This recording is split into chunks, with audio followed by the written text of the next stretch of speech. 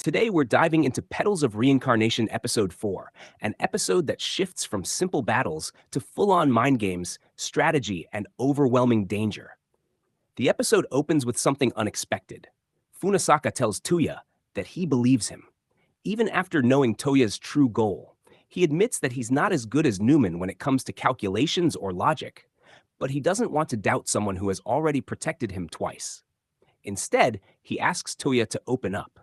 And Touya finally reveals everything, his goal to collect talents and surpass his brother. Surprisingly, Funasaka doesn't reject him. He says he'll support him, but at the same time, he makes it clear he won't give up his own talent easily. Then Touya asks Funasaka a simple question: why did he pursue talent? And the answer is chilling.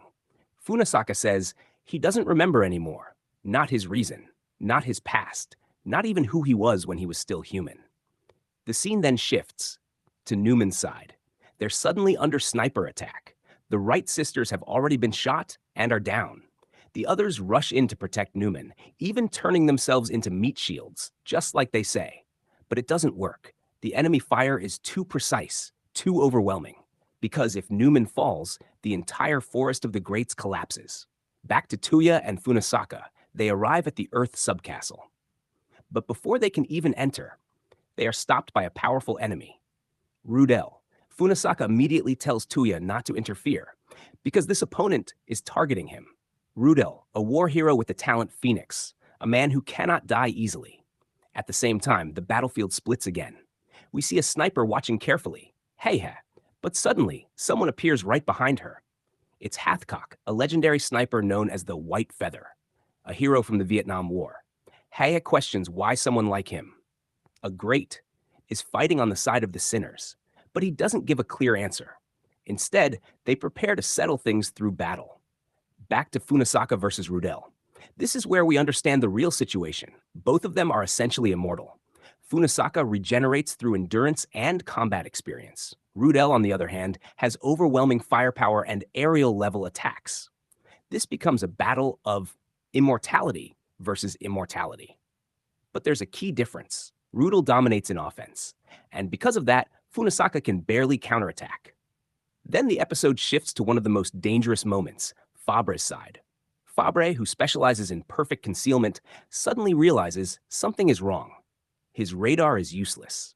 And then, Hitler and Paul appear. This is where everything changes. Hitler introduces her ability, Enigma, a terrifying talent that allows her to analyze and understand other talents. She already knows the abilities of almost every member of the Forest of the Greats. And Paul has the ability called Fruit of Corrosion. He's slowly rotting the entire environment. But the most dangerous part? They reveal how they found Fabre. Not through sight, not through sound, but through scent.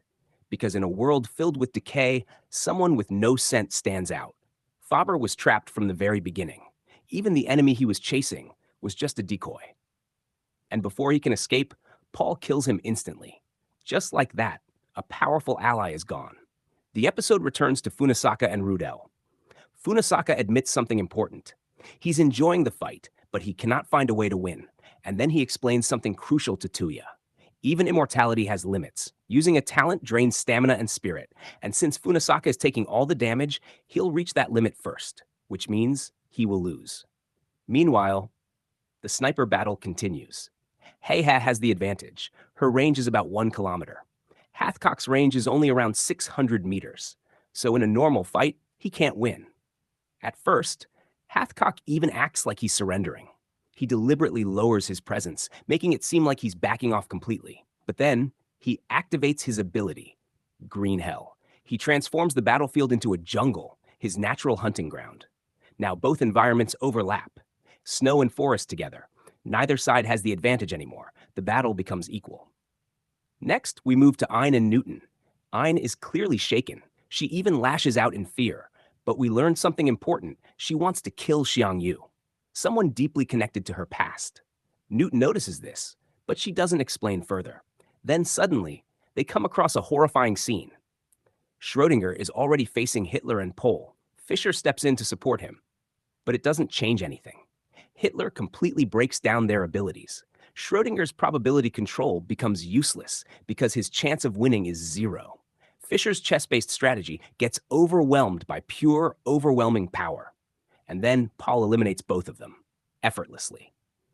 Ein sees this and starts to panic. But before things collapse, Newton steps in.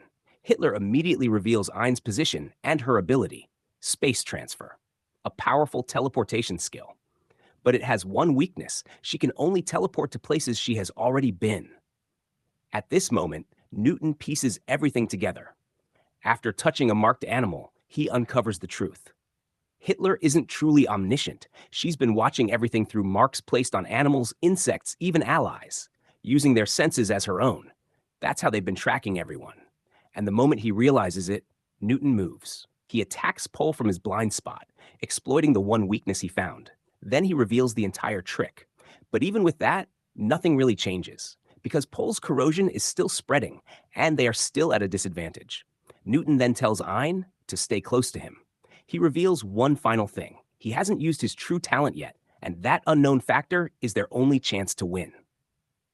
Finally, we return to Funasaka and Rudel. The fight has gotten worse. Funasaka is no longer fighting strategically. He's just charging forward, taking damage, and trading blows. Even Touya notices it. This isn't the calm, composed Funasaka from before. Something is clearly wrong. And the episode ends with Touya questioning, what exactly happened to someone as calm as him? And with that, episode 4 comes to an end. This episode doesn't just raise the stakes, it completely changes the battlefield. Enemies are smarter, stronger, and far more dangerous than before. And now that multiple fights are reaching their breaking point, things are only going to get more dangerous from here. So with that said, see you in the next one. A for anime.